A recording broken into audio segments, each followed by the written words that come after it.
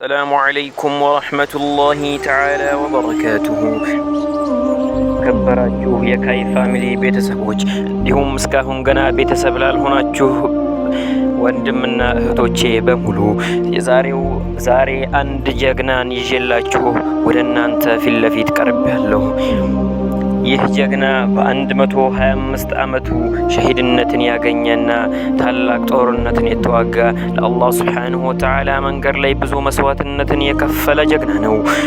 እንዲሁም ካይ ፋሚሊ በመለቀው ቪዲዮዎች እንዲደርሷችሁ ሰብስክራይብ እና የደውሏን ምልክት እንድትጫኑ በአላህ ስም እጠይቃለሁ።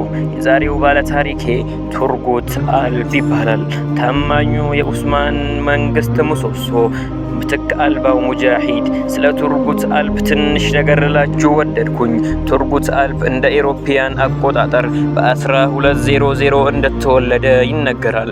በድሪሊስ ኤርቱግሩል ፊልም ላይ ቱርጉት ልክ እንደ ባምሲና ዶጋን ወላጆቹ በመንጎል ወራሪዎች እንደተገደሉበት ከዚያም የቲም ሆኖ ሱለይማን ሻህና ኡሙ ሐይማ ልክ እንደ ልጃቸው አድርገው እንዳሳደጉት ያሳያል። ቱርጉት አልብ ለኤርቱግሩል የደም ወንድሙ ሲሆን ኤርቱግሩል ጋዚ እጅግ ታማኝ ከሆኑ ሰዎች መካከል አንዱ ነበር። ቱርጉት ኤርቱግሩል እስከ መጨረሻው በአጋርነት ከቆየ በኋላ ኤርቱግሩል ጋዚ ወደ መቅሮት ወደ ለላት አኺራ ሲሄድ የልጁን ኡስማንን ፈለግ በመያዝ ልጁን ኡስማንን ማገልገሉን አልተወም ነበር።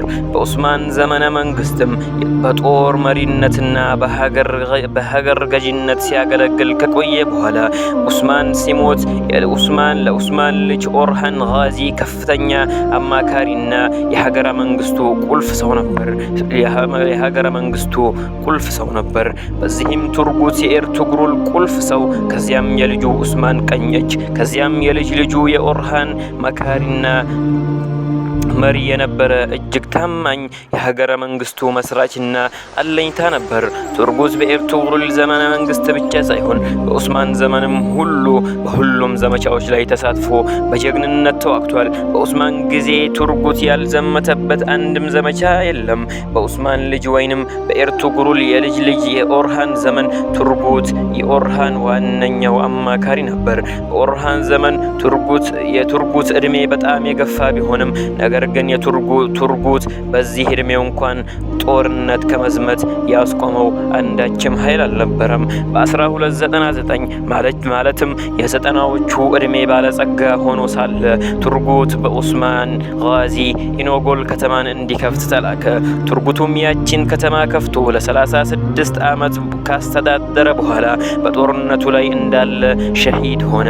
በሚያስተዳድራት በዚያች ከተማ ተቀበረ። አሁን የቱርጉት መቃብር ቦታ ኢኖጎል ከተማ ውስጥ ይገኛል። ቱርጉት ለ125 ዓመታት እንደኖረ ይነገራል።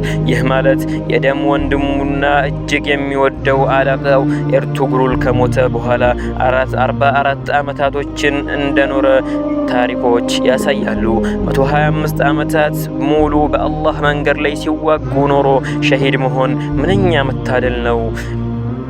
ቱርጉት ጀግና የሚለው ቃል አይገልጸውም። እርሱ የ125 ዓመት አዛውንት ሆኖ ሳለ ኦርሃን ለአንድ ትልቅ ዘመቻ ይዘጋጅ ነበር። ያ ዘመቻ የአትራኖስ ቤተ መንግስት ዘመቻ ነበር። በዚህ ጦርነት ላይ ቱርጉት በ125 ዓመቱ ወደ ጦር ሜዳ አስፈሪውን መጥረቢያውን ይዞ ዘለቀ። ለ125 ዓመት ያክል በጂሃድ የኖረው ሰው ለ125ኛ ዓመት ሸሂድነትን እየናፈቀ ሲፋለም የኖረው ሙጃሂድ ቤቱ ተቀምጦ መለከል መውት ሩሁን እንዲያወጣለት አላሻምና በዚህ አዛውንትነት እድሜ ሸሂድነትን ፍለጋ ወደ ጦር ሜዳ ወረደ። ያን የሚታወቅበትን ዝነኛውን መጥረቢያውን ይዞ በትልቅ ሰውነቱ በአረጀው አካሉ ሲዋጋ ቆይቶ በመጨረሻም ዘወትር ከእጁ የማይለየውን ያን የጠላትን ጭንቅላት የሚቆርጥበትን መጥረቢያውን በቀኝ እጁ እንደያዘ በጦርነቱ ላይ ሸሂድ ሆኖ ተሰዋ። ቱርጉት በ125 ዓመቱ በአትራኖስ ዘመቻ ላይ ሸሂድ ሆኖ አላህም በክፍለ ዘመን የተሻገረውን የጂሃድ ዛቱን አይቶ በአዛውንትነቱ ሸሂድነትን ወፈቀው። ይህ ምንኛ መታደል ነውን! ሲመስለኝ ቱርጉት በእድሜ እጅግ አንጋፋው ሸሂድ ብቻ ሳይሆን በእድሜ አንጋፋው ሙጃሂድ ነው። ለ125 ዓመታት በ25 ዓመቱ ጦርነት የተዋጋ ሰው ከዚህ በፊት ሰምቼ አላውቅም። በ1887 ታላቁና የመጨረሻው የኡስማን መንግስት ሱልጣን አብዱል ሐሚድ ሁለተኛ አማካኝነት በቱርክ የሚነሳ ግዛት በሶማ ዲስትሪክ የተመሰረተው ከተማ ለክብሩ መታሰቢያ ይሆን ዘንድ ቱርጉት አልፕ ተብሎ ተሰይሟል። እንደ ቱርጉት አይነት ጀግና አይታችሁ ታውቃላችሁን? ይህ የዘመናት ጥያቄያችን ነው። ውድና የተከበራችሁ የካይ ፋሚሊ ቤተሰቦች ሆይ በቀጣይስ የማንን ታሪክ ይዤላችሁ እንድቀርብ ትፈልጋላችሁን? የባምሲ ባይራክ፣ የዶጋን አልፕ ወይንስ የቦራን አልፕ ወይ የቻርኩታይ አልፕ እንዲሁም የጀግናው ጎክቱክ አልፕ? ከነዚህ አንዱን ኮመንት ላይ ጻፉልን። በቀጣይም የእስላም ጀግናዎች የሆኑትን የሰላሐዲን አልአዩቢን እንዲሁም የሱልጣን አልፓርስላንን ታሪክም እንዲሁ ይዘንላችሁ እንቀርባለን። ቤተሰብ ያልሆናችሁ ከወዲሁ ቤተሰብ እንድትሆኑ በትህትና እንጠይቃለን። ወሰላሙ ዓለይኩም ወረሕመቱላሂ ተዓላ ወበረካቱሁ።